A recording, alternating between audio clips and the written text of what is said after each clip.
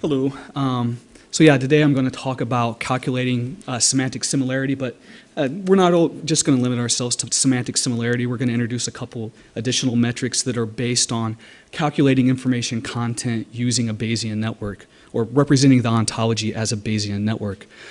For those of you that aren't really familiar about the context in which we're working here, generally we've got an ontology that's structured as a directed acyclic graph. And each vertex in this graph is going to represent a term or a concept, generally a biological process or a molecular function in the case of the gene ontology. And terms are going to be, labels are going to be ordered from general to specific. You're going to have a very, very general term at the root of the ontology, and then at the leaf nodes of the ontology, you're going to have more specific terms.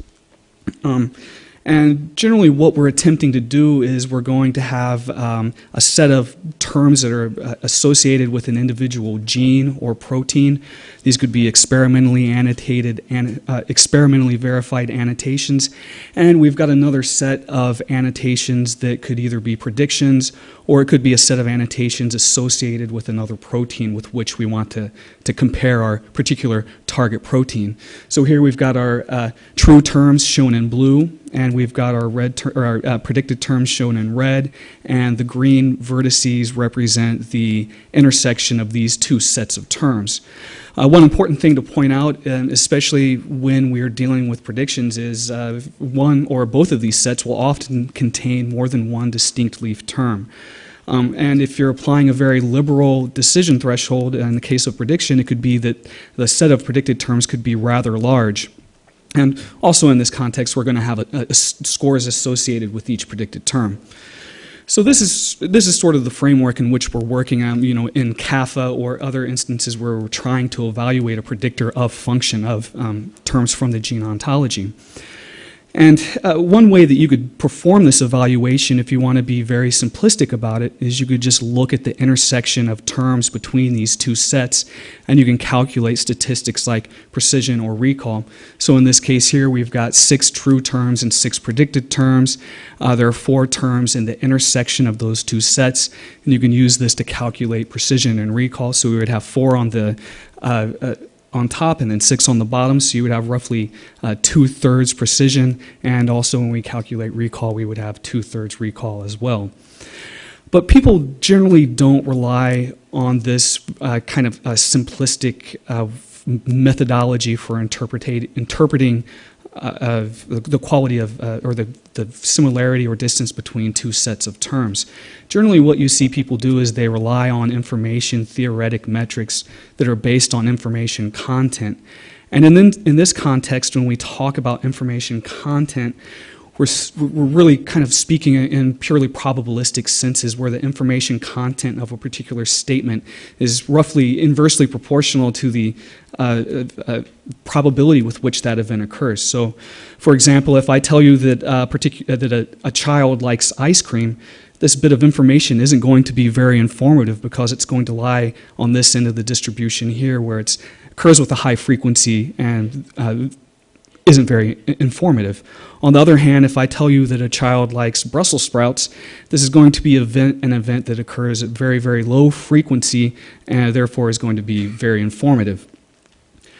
And the reason that people rely on information content when they're performing evaluation of these terms is that if you look at the distribution of information content associated with terms at the same depth in the ontology, you'll see that even at depth 1 we already have quite a wide range in the distribution of information content associated with these terms. And these information-theoretic metrics have been around for quite a while. The first one was Resnick's semantic similarity, which I believe was developed in the early 90s for comparing different word senses in WordNet.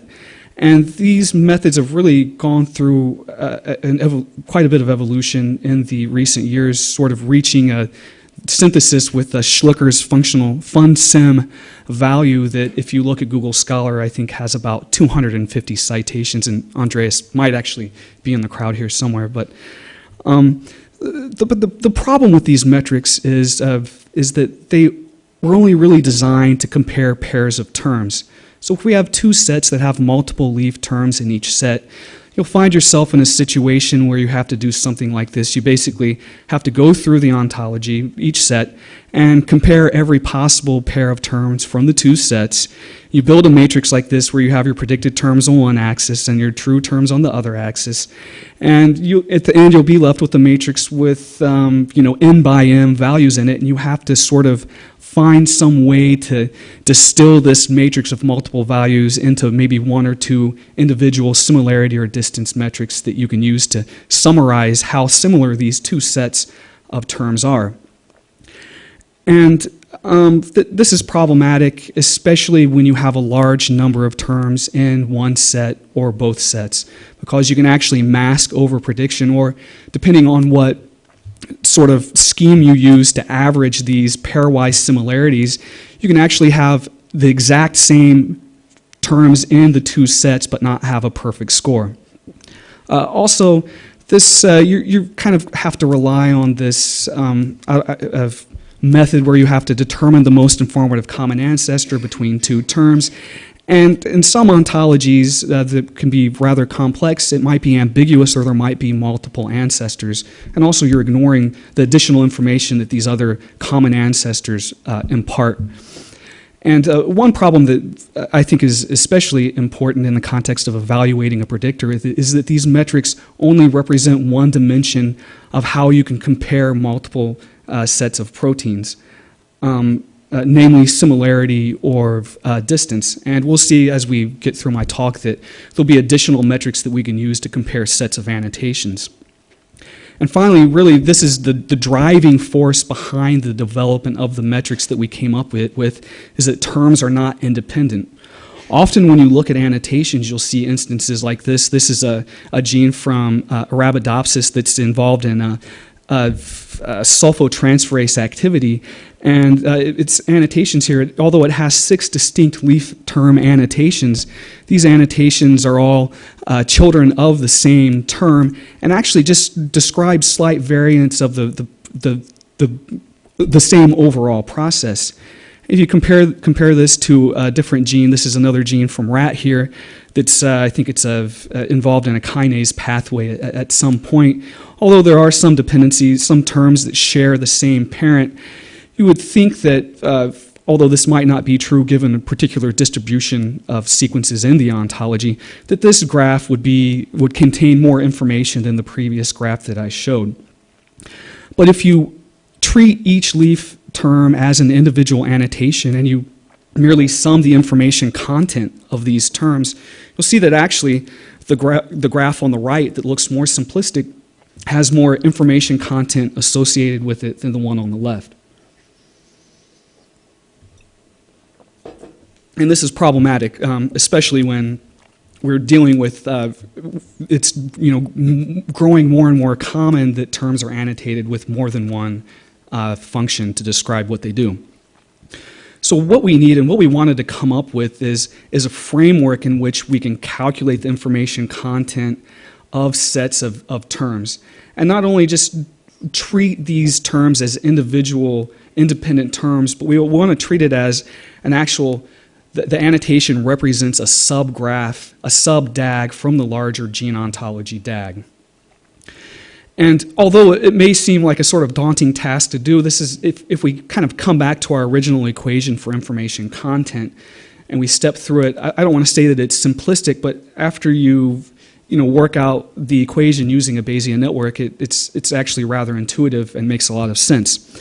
So here we have it's not exactly our original equation. You'll see that there's one important difference between this equation for information content and our previous equation, and that's that we've replaced our lowercase t with an uppercase T. That's because we're not calculating the information content of an individual term anymore. We're calculating the information content for a set of terms that denotes a consistent subgraph from the ontology. And one important thing to point out is that calculating this information content is ultimately dependent upon calculating the probability, well, specifically the joint probability of a set of terms here. So how can we calculate this joint probability? Well, the Bayesian network framework gives us exactly the set of tools that we need to calculate this joint probability. And that's done while you take each term from the subgraph that you're considering, and you take the product of the probability of each individual vertex in that graph, and you take the product of the conditional probability of each term in that graph given its parents in the ontology. So for this particular term here, DNA binding, we would take the probability that DNA binding occurs given that its parent term in the ontology occurs. And we take this equation and we plug it back into our original equation for the information content, and we see that we get an equation that looks like this, but since we're taking the product of the log of a product of a series of terms, we can actually transform this into a summation and move the summation outside, and we can actually calculate this value, pre-calculate this value here for each vertex in the ontology. And we refer to this value associated with each vertex as its information accretion. Unfortunately, information gain was already taken, so we had to find an alternative term. But what this value right here represents is that if I have a subgraph defined by a particular term's parents in the ontology, this is the increase in information that you get when you add that term to the already existing subgraph.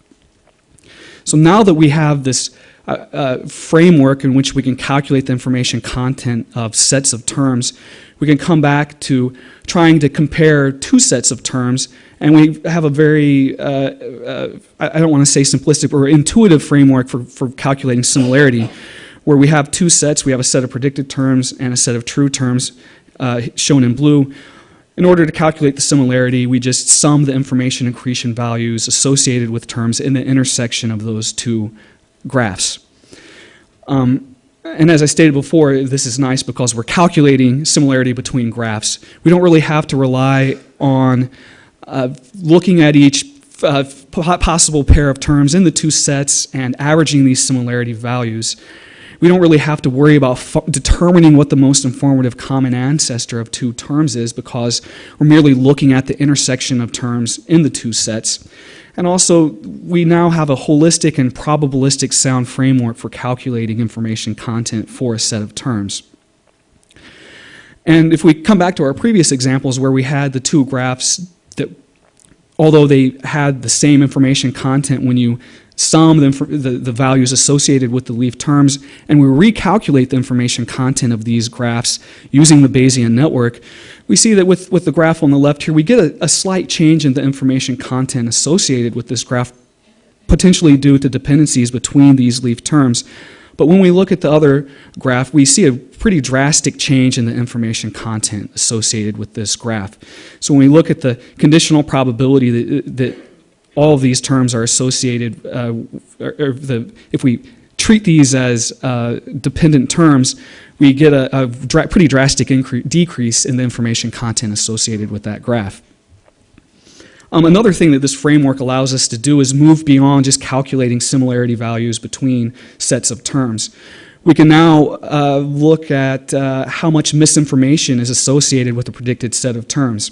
And this would just be done by summing the information accretion values associated with terms that are in the predicted set but not in the true set. On the other hand, we might be interested in knowing how much we aren't being told about a particular protein's true set of annotations. And we refer to this as remaining uncertainty. And you can calculate this value merely by summing the information accretion values associated with the true terms that aren't in the set of predicted terms. And I think that it's nice to kind of take a step back from what we're doing in terms of the ontology and think about things in sort of a different framework. And a good way to do this is to look at the confusion matrix. And typically the way that whenever someone calculates sensitivity, specificity, or precision and recall, they're taking, essentially what they're doing is they're taking a matrix like this and they're filling in each square associated with true positives, false negatives, and true negatives. And then they're taking combinations of these counts to get values like precision and recall. Well, what we're doing is we're taking this matrix and we're translating it in terms of information content. And now we're representing each cell in this box as its information-theoretic equivalent. And we can represent each box in terms of bits, and we see that remaining uncertainty would be associated with our false negatives box, and misinformation would represent the bits of information that are associated with our false positives. So, in summary, essentially what we've done is we've utilized Bayesian networks as a foundation through which we can calculate information content. And we use this framework to develop a set of additional metrics that we can use to compare and contrast annotations. And not only can you merely calculate remaining uncertainty and misinformation, but you can use this, information-theoretic confusion matrix, if you look at our paper or my dissertation, to calculate sort of the information-theoretic equivalence of precision, recall, or sensitivity and specificity. So you're not really just limited to calculating misinformation or remaining uncertainty or similarity. And also, when you look at how we can interpret BLAST transferring annotations based on local sequence similarity, what we've found is that these metrics provide a much more intuitive framework for interpreting the optimal threshold at which you should transfer annotations compared to just using Resnick or Lin or Schlicker. So, in conclusion, let me see where I'm at on time here.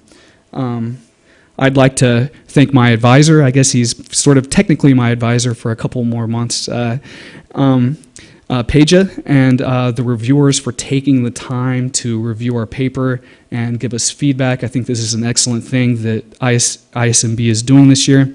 I'd also like to thank the National Science Foundation for funding my travel fellowship to come here and give this talk. So, I guess I wrapped up a little bit early, but if people have questions, feel free to fire away.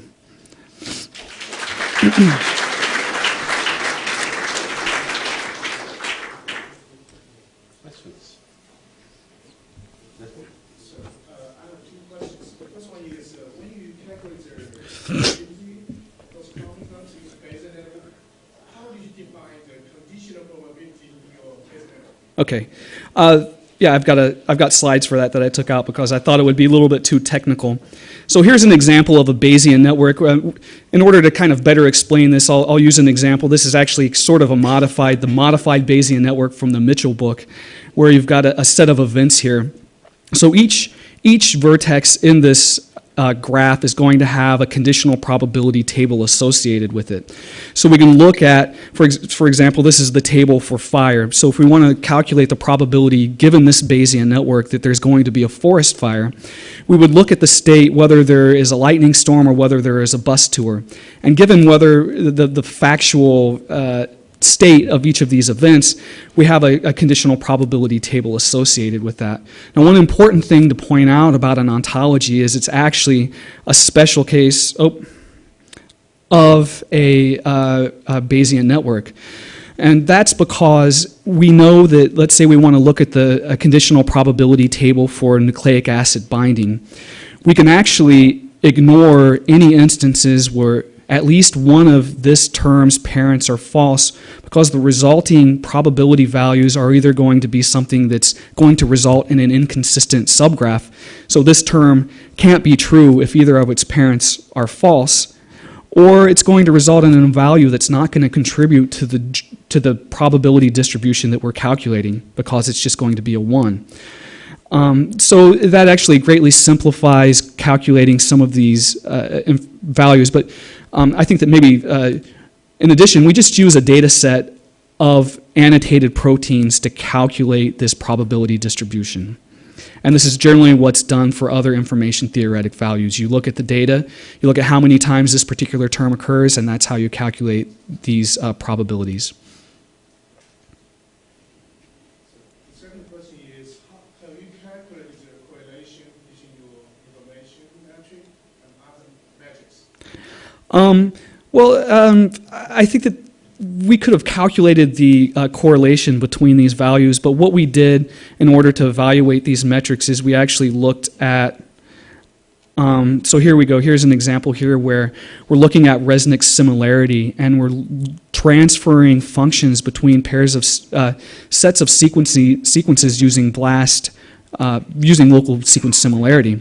And if you look at the threshold, basically the decision threshold here is equivalent to the percentage identity value at which you stop transferring annotations. You'll find that Resnick's similarity will tell you that if you do maximum averaging, you go across the rows and the columns and you average the maximum values for each of these, term, it'll tell you that the optimal threshold is 17% sequence identity at which you should stop transferring function. On the other hand, if you perform all pair averaging, it's going to tell you that you should stop at 43% sequence identity. On the other hand, if we look at, we actually developed a metric called a semantic distance, which if you plot a remaining uncertainty and misinformation curve, it's going to be the point on the curve that's closest to the origin. Now, if we use that as an indicator of what the optimal threshold for transferring annotations is, it's going to tell you that 77% sequence identity is the optimal threshold at which you should transfer annotations. So I think that we can look at correlations between other things, but I think that this is really an intuitive way to kind of evaluate really how interpretable these metrics are, aside from the probabilistic framework. Yes, Ido. So, great talk, by the way. Thank you. Something that occurred to me just when we were talking. So, have you thought of how to incorporate, since the edges in the ontology are and gene ontology, at least, are meaningful as well? You have part of, you have ISA, right? And part of Yeah. thought as split probability, or ISA is Yeah. complete one-to-one transfer. Have you thought of how to Yeah, that's an excellent. So yeah, that's an excellent question. So here we're just basically assuming that we're propagating annotations using blind transitive closure. That means that if a particular term, if you're annotated with a particular term, you're automatically annotated with all of its ancestors in the ontology. But given some edges, it might be the case that with 100% probability, you're not always annotated with another term. So the Bayesian network, or with an ancestor term, that you might be connected with a different edge, right? So the Bayesian network would give you a framework in which you could actually just reflect that in the conditional probability table that you build for that term.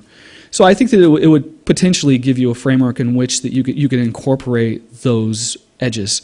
But another thing I want to point out real quickly though is that even though we're summing information accretion values associated with each vertex, the edges do count in defining which other variables are considered when you calculate the conditional probability table.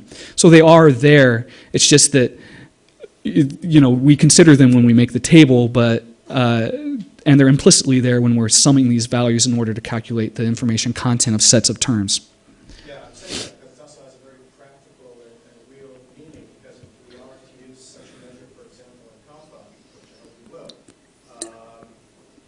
one of the problems is that in the biological process ontology, there's a lot of paradox there. Yeah. I think that the low performance of the experience was because the whole thing was diluted, because Yeah. it was propagated upwards throughout everything. Yeah. Propagated upwards only through one channel. Yeah, and if you look at more complicated ontologies like Phenoscape, there are lots of different types of edges, and you have sort of multiple different ontologies that are laid over on top of each other. So I think that it's really problematic when we consider each annotation in a set of annotations as an independent term. They're really all dependent, and we need to kind of consider them in a holistic way. Are there any other questions? Okay. All right. Well, thanks for your attention. Appreciate it.